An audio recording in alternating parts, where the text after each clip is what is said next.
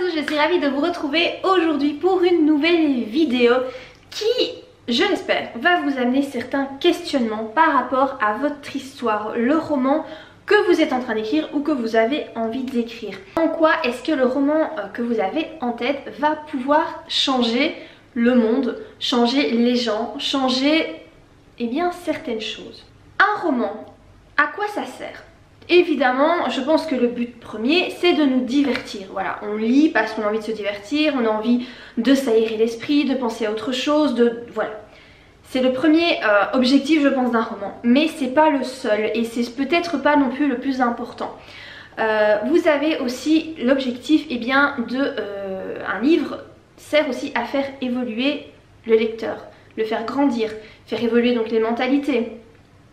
Faire prendre conscience de certaines choses, que ce soit sur la société, sur la vie que l'on vit de manière générale, sur la façon dont on agit avec les autres, etc.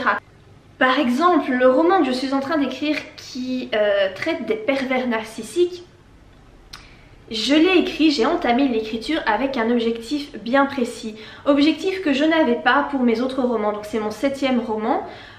Les autres romans, j'avoue, je les ai écrits dans le seul but de raconter une histoire, de divertir. Même si certains messages passaient parce que automatiquement il y a des messages qui passent, ici celui sur le pervers narcissique a un but bien précis. Le but est le suivant. J'ai envie que les femmes qui sont victimes d'un pervers narcissique et qui n'ont pas conscience, j'espère, vont ouvrir les yeux à la lecture de mon roman, si elles tombent dessus, qu'elles vont peut-être se dire: ah ouais, moi en fait mon mec il me fait subir ça aussi, mais donc finalement c'est peut-être pas normal qu'il me fasse subir ça, il y a quelque chose qui va pas, je me retrouve un peu dans l'héroïne. Ou bien si c'est quelqu'un qui a été victime d'un pervers narcissique et qui sort de cette relation et qui est complètement dévasté parce que les pervers narcissiques enlèvent toute la confiance en soi, toute l'énergie, tout ce qu'il y a de beau en la femme, en la victime ou bien en l'homme, parce qu'il y a des femmes perverses narcissiques aussi. J'ai envie que voilà, cette personne qui est la victime se dise: ok, je me retrouve dans l'héroïne qui ne va pas bien du tout, mais qui va s'en sortir, petit spoil.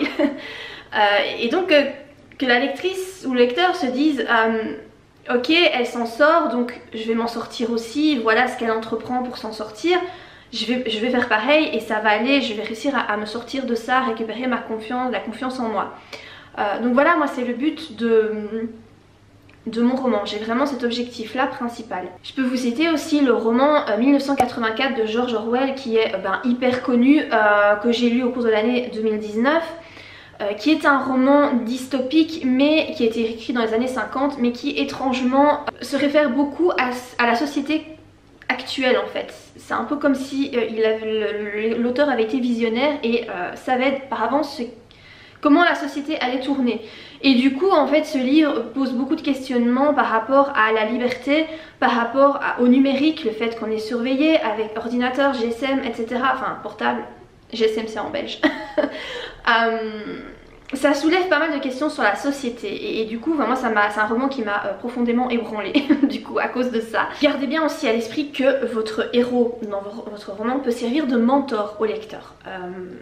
Voilà, si le lecteur vraiment se sent concerné par l'histoire du héros, s'il se dit ouais je vis un peu ça aussi, tout comme voilà par exemple dans mon histoire sur le pervers narcissique, et bien le fait que le héros parvienne à se sortir de ses difficultés, la façon dont il s'y prend, ça peut servir d'expérience, de leçon au lecteur. Voilà, il peut se référer à votre héros et donc voilà, le héros tient le rôle de mentor. Votre lecteur pourrait aussi se dire ok, si lui réussit comme ça à s'en sortir, et bien pourquoi moi je pourrais pas aussi y arriver? Ok, c'est une personne fictive, c'est dans un roman, mais finalement qu'est-ce qui m'empêche de faire comme lui? Ça peut vraiment soulever des questionnements et aider aussi vos lecteurs qui vivent parfois des choses pas faciles. Je vous cite le roman Ta deuxième vie commence quand tu comprends que tu n'en as qu'une de Raphaël Giordano, qui est un livre, c'est un roman mais qui traite du développement personnel. L'héroïne dans ce roman a tout pour être heureuse. Elle a une vie qui va bien sur quasiment tous les plans, elle a de l'argent, elle a un amoureux, elle a des enfants. Et pourtant, elle n'est pas satisfaite de son existence. Il manque quelque chose, il manque un truc important qui fait qu'elle a envie de se lever le matin. Là, elle n'est pas bien en fait et elle comprend pas pourquoi. Et il y a tellement de gens qui sont dans cette situation. Le fait de lire ce roman, ça peut réveiller des consciences, ça peut résonner à l'intérieur du lecteur qui finit par se dire ah ouais, je vis la même chose, en fait c'est peut-être ça le problème, et donc suivre un petit peu le cheminement de l'héroïne, faire un petit peu comme elle pour améliorer son existence. Retenez bien qu'une bonne histoire, c'est une histoire qui est porteuse d'un message fort et d'un message qui va rester dans la tête de votre lecteur une fois que le livre sera terminé. Alors lire des histoires qui n'ont d'autre but que de divertir et dont le message n'est pas forcément très puissant, hein. Certes ça peut rester dans la tête, ça peut être voilà, vous pouvez vous en souvenir en vous disant ah ouais je vais passer un bon moment, mais il n'y a rien à faire. Si vous n'avez pas ressenti des émotions puissantes en lisant le roman, il va pas vous rester dans la tête indéfiniment. Il n'aura pas réveillé en vous des sentiments forts et voilà, si vous voulez vraiment écrire un roman dont on va se souvenir, il faut qu'il soit porteur d'un message très puissant. Je pense aussi que le rôle de l'auteur, c'est aussi de délivrer des messages qui aident à faire éveiller les consciences, comme je vous l'ai dit, sur la société mais aussi sur nous-mêmes. Regardez les fables de La Fontaine, donc qui ont été écrites il y a perpète, hein. Je pense que tout le monde connaît les fables de La Fontaine, je crois que tout le monde a dû les étudier à l'école à un moment donné, hein. Et bien l'auteur les utilise pour dépeindre la société de façon humoristique. Et donc si vous vous rappelez bien, à la fin de chaque fable, il y a une morale, une petite leçon de morale qui résume en quelque sorte la fable et qui sert un petit peu comme ça à instruire eh bien les hommes. Gardez toujours en tête qu'en tant qu'auteur, vous allez d'office apporter vos convictions dans votre histoire, à travers vos personnages. On ne peut pas faire autrement. Si vous croyez en certaines choses, c'est d'office que ça va transparaître dans votre roman. L'auteur a donc une certaine responsabilité par rapport à ses lecteurs, par rapport à ce qu'il raconte, parce que vraiment il y a ces pensées les plus profondes qui vont transparaître dans ses écrits. Je vous cite un exemple, un de mes romans qui est Désire-moi si tu peux. Dans ce roman, l'héroïne Lorraine est une jeune femme qui est très libérée au niveau de sa sexualité. Elle ne veut pas tomber amoureuse et elle enchaîne les hommes sans sentiment, juste parce qu'elle a envie de s'amuser. Habituellement, qu'est-ce qu'on voit? C'est plutôt les hommes qui font ça, hein. D'ailleurs, un homme qui se tape 50 nanas, on va dire que c'est un don Juan, tandis qu'une femme qui se tape 50 mecs, on va dire que c'est une grosse salope, hein, voilà. Ne jouons pas avec les mots, hein, c'est comme ça dans la société. Et ici, dans cette histoire, j'ai voulu démontrer qu'il y a un roman, je pense du coup un peu féministe. Maintenant que j'y pense, c'est un peu féministe. Mais voilà, j'ai simplement voulu démontrer que non, les femmes ont tout à fait le droit de faire la même chose que les hommes et que c'est pas pour ça que ce sont des personnes moches à l'intérieur et que ce sont, c'est pas pour ça que ces femmes-là doivent être discréditées ou dénigrées ou tout ce que vous voulez. Donc voilà, le message c'était ça dans ce roman-là. Du coup, si vous réfléchissez bien, il y a certains livres probablement qui ont dû vous percuter et laisser une trace assez importante en vous. Par exemple, moi il y a le roman dont du coup je vous en parlais, 1984, que j'ai lu l'année passée, qui a été très perturbant, voilà. C'est pas un genre de livre, j'ai pas forcément aimé, hein, voilà, c'est pas du tout un coup de cœur ni rien, mais le message qui est, les messages qui sont développés dans le roman m'ont choqué quelque part. Donc du coup, c'est ce genre de roman, je sais, je vais pas l'oublier. Il y a aussi mon roman préféré, enfin c'est une saga, c'est L'épée de vérité de Terry Goodkind. Je vous en parle super souvent dans mes vidéos parce que ce sont des romans qui ont marqué, déjà il y en a 15, donc vous pensez bien que j'ai lu ces romans sur une grande partie de ma vie, hein, forcément. Ce sont des briques, donc vous lisez pas ça en 2 jours. Ce sont des romans qui ont eu une grande influence sur ma façon de penser, de percevoir les autres, de percevoir la société, d'agir, parce qu'en fait les héros dans cette saga sont courageux. C'est vraiment une qualité qui est mise en évidence de façon assez importante dans cette saga, et personnellement c'est une qualité que je chéris. Le courage, c'est une des qualités les plus importantes pour moi, et je suis assez intransigeante du coup par rapport à ça. Je supporte pas les gens qui sont faibles, c'est... voilà.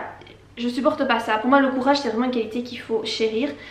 Et je crois que ces romans là, du coup à travers les personnages, ont fait en sorte que je découvre cette qualité et je la mette en importance primordiale pour moi, pour ma vie, etc.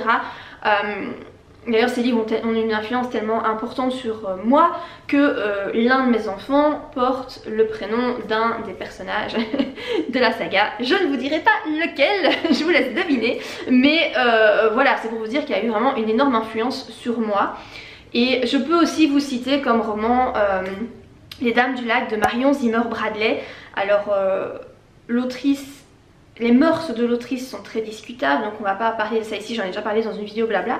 Mais par rapport à son œuvre, Les Dames du Lac, j'ai lu ça quand j'avais 14-15 ans. Et ça m'a aidé en fait à ouvrir les yeux sur la religion. J'étais hyper catholique à l'époque. J'ai fait mes communions, profession de foi, tout ce que vous voulez. J'étais catholique quoi, j'étais hyper catholique. Et en fait je pensais pas par moi-même, je gobais ce qu'on me racontait comme un mouton, je ne me posais pas de questions. Et après avoir lu en fait ces livres là, ben en fait c'est comme s'il y a un vent de rébellion qui est né en moi et j'ai commencé à me poser des questions. Et du coup en fait j'ai complètement rejeté la religion catholique, mais bon ça c'est un autre sujet. Mais voilà, ça m'a amené en fait à réfléchir par moi-même, ce qui est, je crois, une très très bonne chose. Donc voilà, il y a d'autres livres qui ont eu de l'importance, mais voilà, je ne vais pas tous vous les citer, on en a déjà 3, c'est déjà pas mal. Voilà, par rapport à cette vidéo qui se veut vraiment porteuse d'un message de réflexion. Voilà, réfléchissez bien quand vous écrivez un roman. Quels sont les messages que vous voulez faire passer?